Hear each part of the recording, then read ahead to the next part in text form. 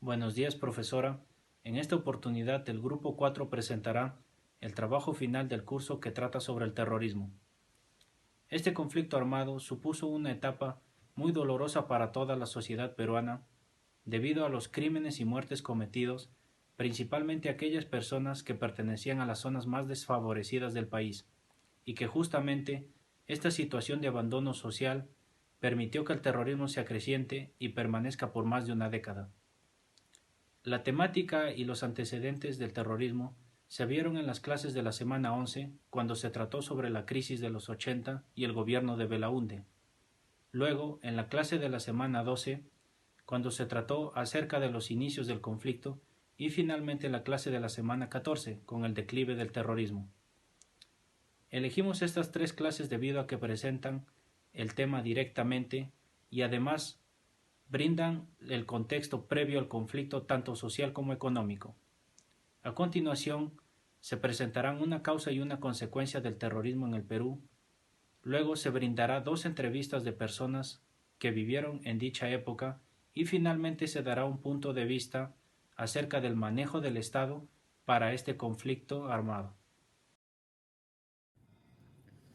Bien, una de las causas muy importantes y relevantes para el surgimiento del terrorismo en nuestro país fue la falta de educación.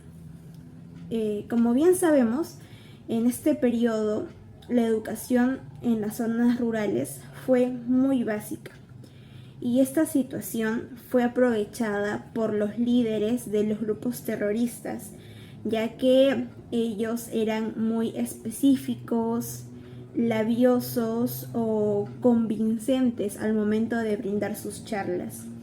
De hecho, era de esperarse, ya que estaban conformados por maestros y por estudiantes universitarios.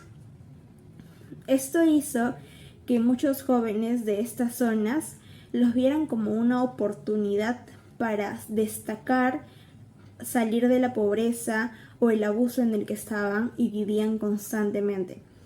Además, los jóvenes no eran los únicos que recibían estas charlas, sino que los padres también jugaban un papel muy importante, ya que ellos eran los principales responsables de que sus hijos tomaran la decisión de poder pertenecer o no a estos grupos terroristas.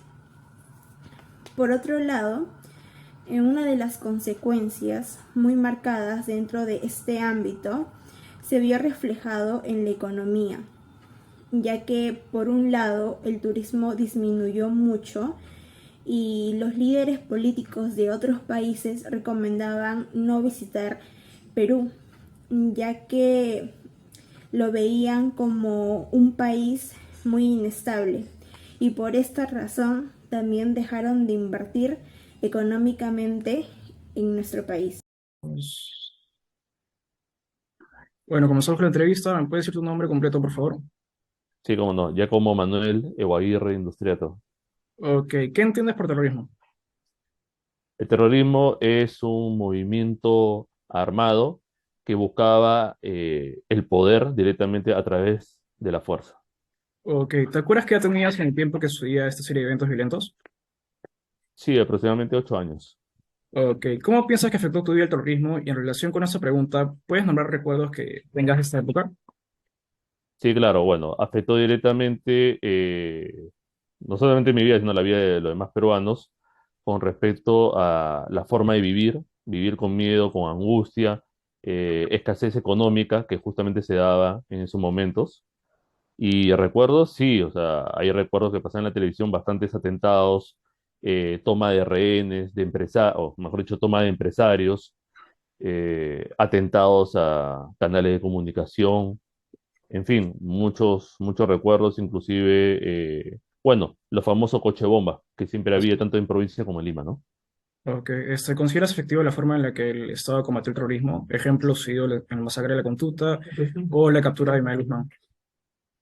Sí, la masacre, bueno, le denominan masacre de la Carantuta, pero fue un incursionamiento tanto militar y policial, tanto en la Cantuta, en otras universidades y también adicionalmente lo que fue la Universidad de San Marcos, ¿no?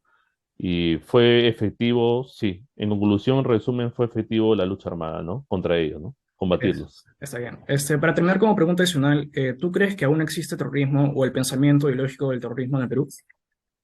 ¿Existe el pensamiento ideológico? Sí, a través del pensamiento González, a Gonzalo, que está asociado a lo que es el comunismo y el socialismo, y ligado un poco con el movimiento de izquierda peruana del Perú o el movimiento radical de izquierda, ¿no? Sí existe Oh, todavía. ok, muchas gracias por la entrevista y por su tiempo. Nos vemos luego. Ya. Listo, muchas gracias. Bueno, a manera de conclusión podemos señalar lo siguiente, ¿no?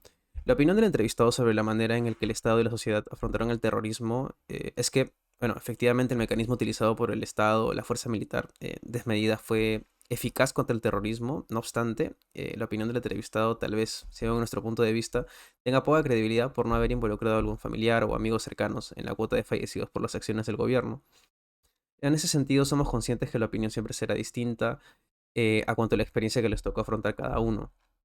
Nosotros como grupo tenemos la opinión que la manera en la que se enfrentó el terrorismo no consideró los tratados internacionales que el Perú había suscrito, toda vez que no se respetaron los derechos humanos. Si bien es cierto, la intervención militar era completamente necesaria y urgente, ello no soslayaba el derecho de defensa de los peruanos, tal y como ocurrió en la masacre de la Cantuta. La enseñanza de la historia es una de las principales herramientas que se puede tener para no volver a pasar lo que ya había pasado, ¿no? Los mismos episodios. Entonces, la educación en el Perú, como ya lo viene haciendo, debe esforzarse en revisar las aulas, en revisar en las aulas los acontecimientos de mayor relevancia que han sido los más lesivos para nuestra sociedad, como en la época del terrorismo, ¿no? Para que sean los mismos alumnos que condenen este tipo de ideologías, este tipo de cosas que pasaban, ¿no? Que causaban terror y la violencia como la política.